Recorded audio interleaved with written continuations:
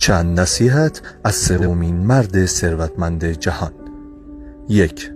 هیچ وقت با هر دو پاهات عمق یک رودخانه رو امتحان نکن. 2.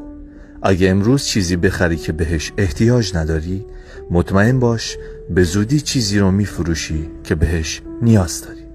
3. بعضی وقتا تلاش و استعداد شما بیفایده است. شاخه به شاخه نپر. بعضی چیزا زمان میبره. 4. چیزی که بعد از خرج کردن باقی موند رو پسنداز نکن. چیزی که بعد از پسنداز کردن باقی موند رو خرج کن. 5. فقط به یک منبع درآمد وابسته نباش. برای رسیدن به منبع دوم برنامه بریز و سرمایه گذاری کن. 6. با کسانی معاشرت کن که ازت بهترند. باهاشون دوستی کن تا خودت هم یه روزی